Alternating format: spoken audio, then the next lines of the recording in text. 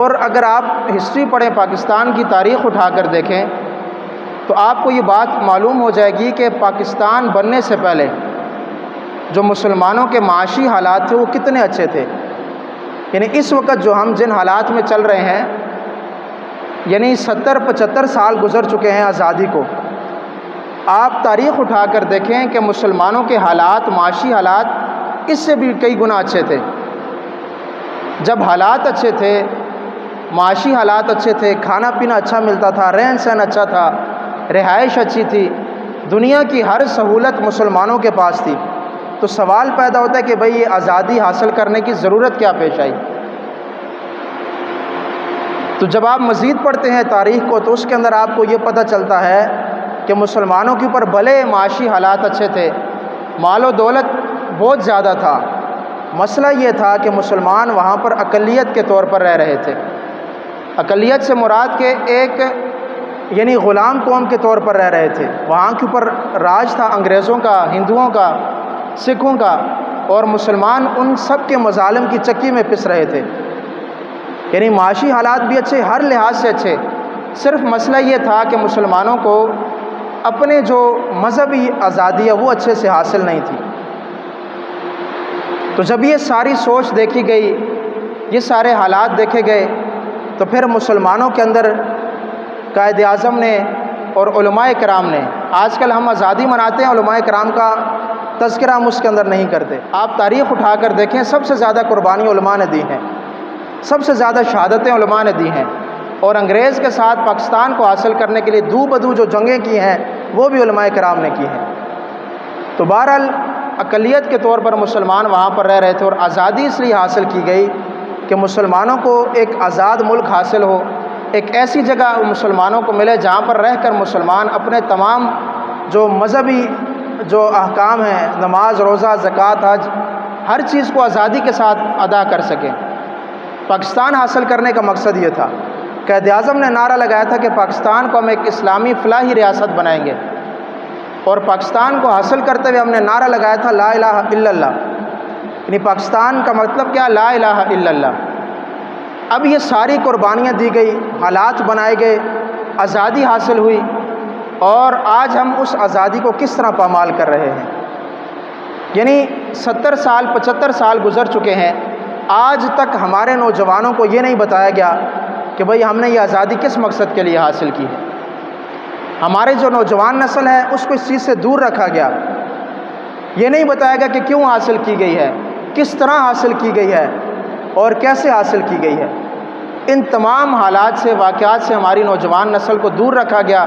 اس کا انجام یہ نکلا کہ آج ہم اپنے محسنوں کو باجے بجا کر ان کو یاد کرتے ہیں۔ ہم اپنے محسنوں کو اگر یاد کرتے ہیں تو ہم روڈوں کے اوپر موٹر سائیکلوں کے سلنسر نکال کر یاد کرتے ہیں۔ اس کی وجہ کیا ہے کہ ہم نے اپنے محسنوں کا اس انداز میں تعارف نہیں کرایا جس انداز میں کرانا چاہیے تھا۔ اب اگر بندے ان سے سوال کرے کہ یار آپ کو انڈیا کے اندر، ہندوستان کے اندر باجے بجانے پر پابندی تھی، کہ آپ سارے دن روڈوں کے اوپر باجے بجاتے ہو، کیا آپ کے اوپر ہندوستان میں باجے بجانے پر پابندی تھی؟ آپ کے اوپر موٹر سائیکلوں کے سلنسر نکال کر روڈوں پر دوڑانے پر پابندی تھی؟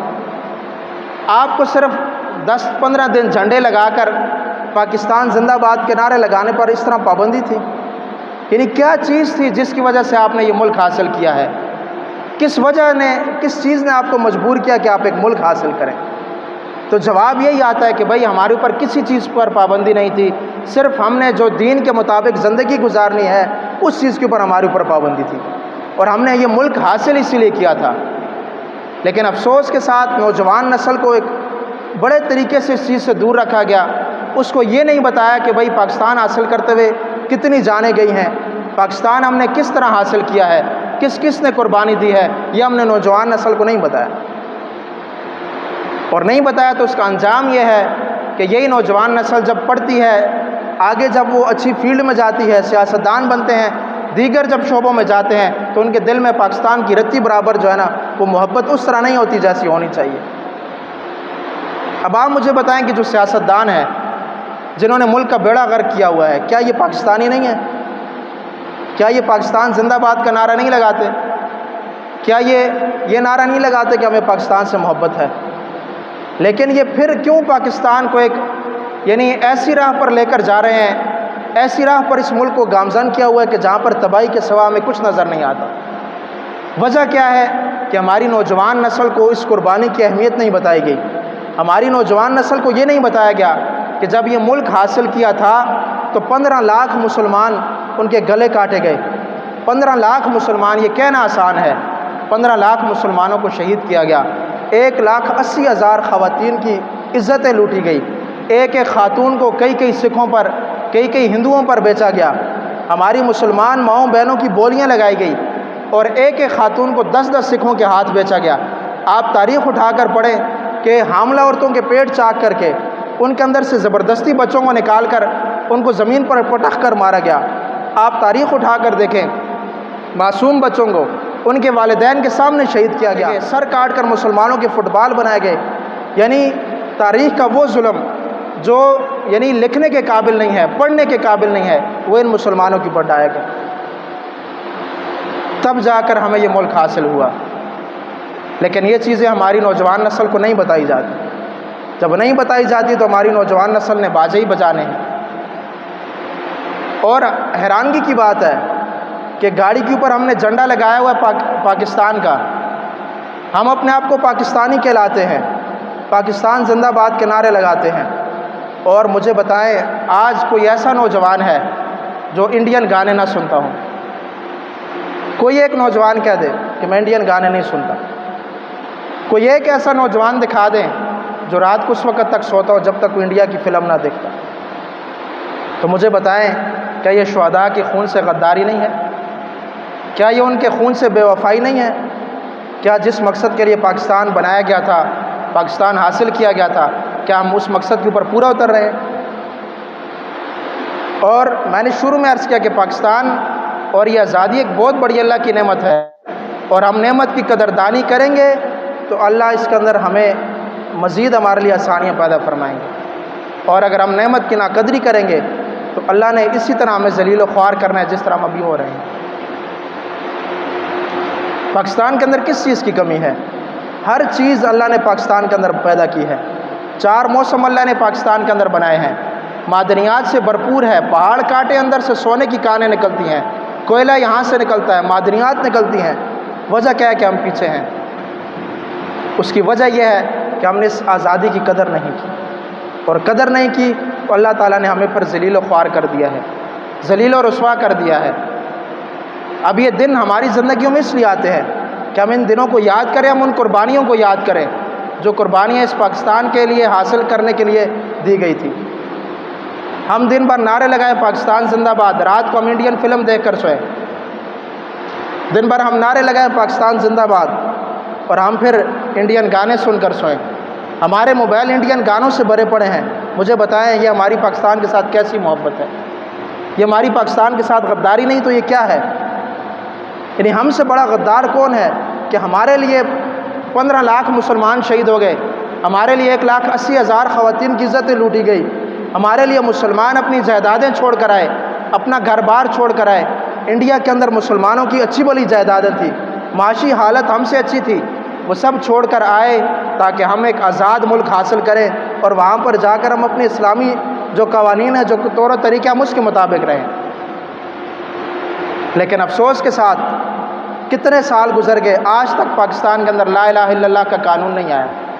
اور جب بھی ہمارے سینٹ کے اندر، قومی اسمبلی کے اندر کوئی اسلامی قانون پاس کرنے کی کوشش کی گئی تو سب سے پہلے ہمارے نمائندوں نے اس کی مخالفت کی ہے. کیا وہ نمائندے لا الہ الا اللہ نہیں پڑھتے؟ کیا وہ نمائندے پاکستان زندہ باد کا نعرہ نہیں لگاتے؟ یہ سب کرنے کی وجہ کیا ہے کہ ہم نے ان کو یہ بات نہیں بتلائی کہ ہمارا ملک حاصل کرنے کے لیے کتنی قربانیاں دی گئی تھی. ان کا گیا کچھ نہیں ہے، ان کا لگا کچھ نہیں ہے، اس لیے ان کو قدر نہیں ہے. جن کے لگے ہیں ان کو قدر ہے. ہمارے آباء و اجداد نے قربانیاں دی ہیں. خیبر سے لے کر دہلی تک کوئی درخت ایسا نہیں تھا جس کے اوپر کسی عالم کی لاش نہ لٹکتی ہو. تاریخ اٹھا کر دیکھیے اس پاکستان کی خاطر علماء نے کیسی کیسی قربانیاں دی ہیں. دہلی سے لے کر پشاور تک ہر درخت کے اوپر علماء کرام کی لاشیں لٹک رہی تھی. علماء کرام کو توپوں کے آگے باندھ کر اڑایا گیا. وجہ کیا تھی کہ وہ پاکستان کا نعرہ لگاتے تھے. تو لوگوں نے اس طرح قربانیاں دے کر ہمارے لیے ملک حاصل کیا. اور ہم کیا کر رہے ہیں؟ ہمیں اپنے گریبان میں جھانکنا چاہیے. ہمیں اپنی اطراف میں نظر دوڑانی چاہیے کہ ہماری نوجوان نسل کیا کر رہی ہے، ہمارے بچے کیا کر رہے ہیں، ہم کس طرف جا رہے ہیں۔ آزادی نعمت ہے اور اس کی ہم جتنی قدردانی کریں گے اللہ ہمیں اس کے اندر ہمارے لیے مزید حالات اچھے فرمائیں گے، اور اگر ہم نے اس کی قدردانی نہ کی تو ہم جو ہے نا تباہ و برباد ہو جائیں گے۔ اللہ کیا فرماتے ہیں قرآن میں، لئن شکرتم لازیدنکم، کہ بھئی تم کسی نعمت کا شکر ادا کرو گے تو میں زیادہ کروں گا، اور اگر ہم اس کو جھٹلائیں گے، شکریہ ادا نہیں کریں گے تو اللہ تعالی ہم سے یہ نعمت بھی چھین لیں گے۔ تو اللہ تعالیٰ سے دعا، اللہ تعالیٰ ہم سب کو، آپ کو، ہمیں اور تمام امت مسلمہ کو اور بالخصوص پاکستانیوں کو تمام نعمتوں کی قدردانی کی توفیق عطا فرمائے، اور ہمیں اس ملک پاکستان کی قدردانی کی توفیق عطا فرمائے۔